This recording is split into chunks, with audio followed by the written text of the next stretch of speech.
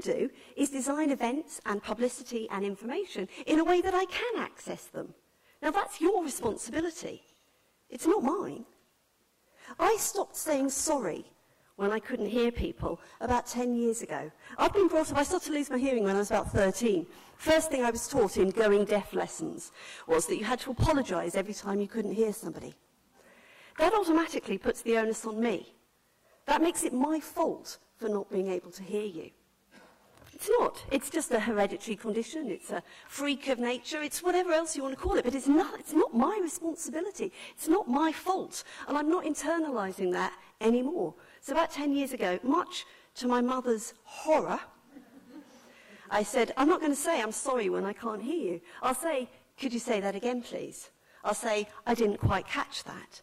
I'll say anything, but I'm not saying sorry anymore.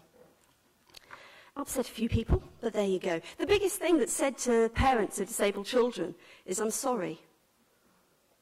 Until we actually change some of those attitudes, we're not going to shift the position of disabled people in society. It's a tiny, tiny thing, but for me it's a really, really important one. So, whose problem is it? Who's the people who have to make the adjustment? For me, it's all of us, and only by working together and everybody accepting that responsibility will that actually happen. So for me as a deaf person, a hearing aid user getting information, the fact that sometimes people only put a phone number on a piece of information means that that event suddenly becomes entirely inaccessible to me. I don't use the phone. Well, I do. I use it for Candy Crush.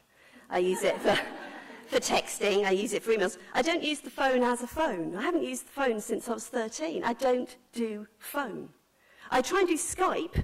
Skype's great when there's visuals and when I can see text underneath if I haven't caught something. The only person I speak to on the phone is my mum. And that's because I actually don't need to hear what she's saying. I've heard it many, many times. I can usually just nod. Yeah. Oh, awful. Oh. It's great. So if you don't put an alternative means of me communicating with you on your information, bin, straight out.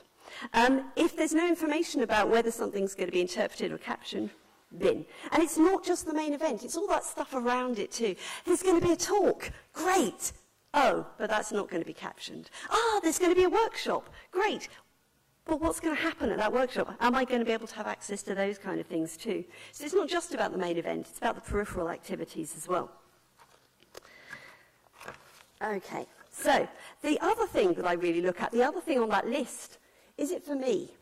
Is it for people like me? Now, I'm oversensitized to the fact that I'm a disabled